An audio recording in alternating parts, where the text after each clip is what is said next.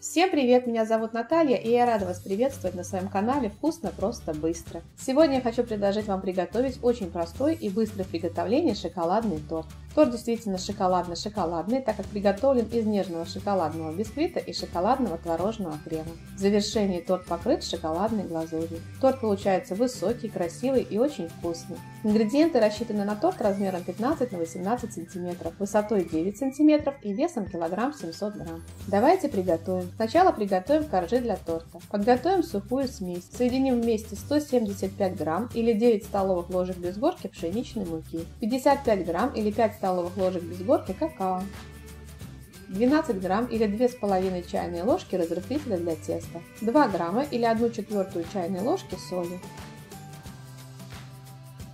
Перемешиваем. Тесто готовится очень быстро, поэтому уже сейчас надо включить духовку нагреваться до 200 градусов.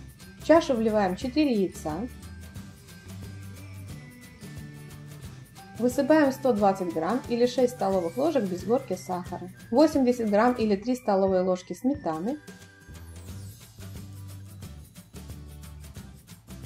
и 100 грамм или половину стакана объемом 200 мл растительного масла. Перемешиваем до однородного состояния, взбивать не надо.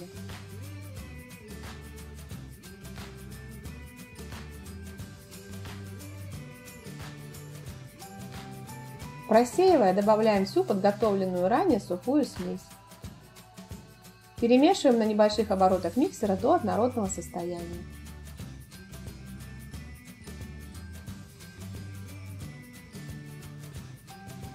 Тесто готовится очень быстро, оно не густое, легко стекает с лопатки. Выливаем все тесто на противень, засланный бумагой для выпечки. Разравниваем. Размер моего противня 39 на 32 см. Убираем выпекаться в разогретую до 200 градусов духовку на 12-15 минут. У меня корж выпекался 14 минут. Время выпечки зависит от толщины коржа, который вы сделаете, и от температуры в духовке. Готовность коржа проверяем деревянной шпажкой. Прокалываем. Если она сухая, значит корж готов. Вынимаем корж из духовки и даем ему остыть. Остывший корж перекладываем на пергаментную бумагу верхней стороной вниз и снимаем пергаментную бумагу, на которой он выпекался. Далее вырежем коржи для торта. Обрезаем корж по краю. Обрезки можно измельчить в крошку и обсыпать ими бока торта. Если не планируете бока обсыпать крошкой, то можно их просто съесть, они вкусные сами по себе.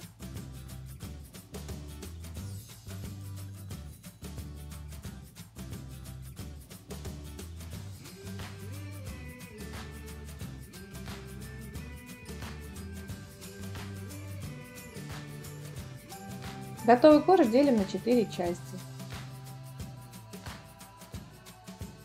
Я коржи буду пропитывать. Для пропитки я сварила сироп из 100 граммов воды и 50 грамм, это 2,5 столовые ложки сахара. Довела до кипения, проварила 2 минуты и остудила. К сиропу я добавляю 20 грамм, это 2 столовые ложки коньяка. Алкоголь по желанию можно не добавлять. Равномерно пропитываем коржи всей пропиткой.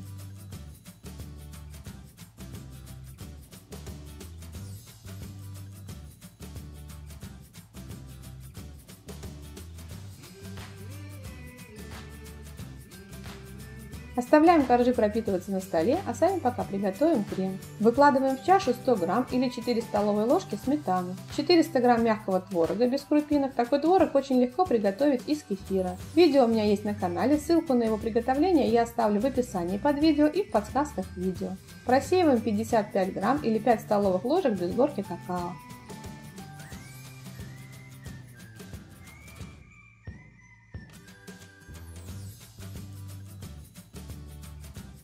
Добавляем 250 грамм сгущенного молока.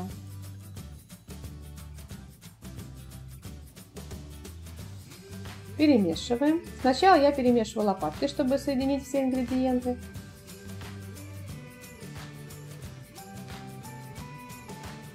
А потом миксером на небольшой скорости, чтобы крем стал однородным и воздушным.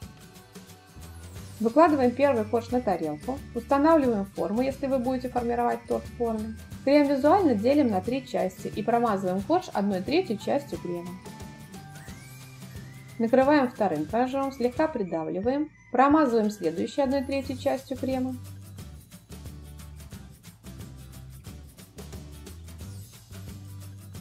Накрываем третьим коржом, также слегка придавливаем, промазываем корж оставшимся кремом.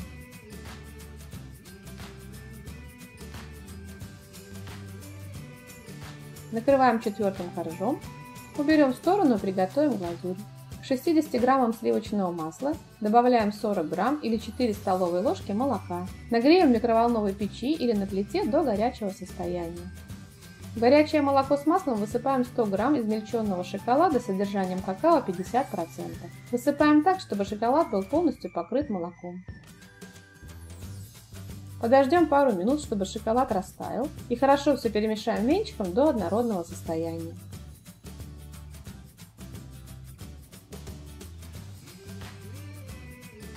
Заливаем глазурью торт.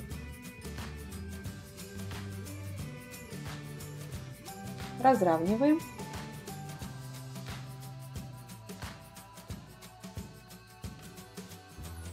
Даем глазури застыть и подаем к столу. Торт очень вкусный, с насыщенным шоколадным вкусом. Плотность крема можно регулировать в зависимости от того, какую сметану вы используете. Если сметана не густая, то достаточно 100 грамм сметаны на 400 грамм творога. Если у вас сметана жирная и густая, то можно брать 200 грамм сметаны и 300 грамм творога. Творог надо брать мягкий, без крупинок. Творог в рецепте можно заменить творожным сыром или сливочным сыром маскарпоне. Если вам понравился рецепт, то делитесь этим видео с друзьями, ставьте лайки, пишите комментарии, подписывайтесь на мой канал, смотрите мои другие видео, мне будет очень приятно. Желаю вам приятного аппетита и отличного настроения!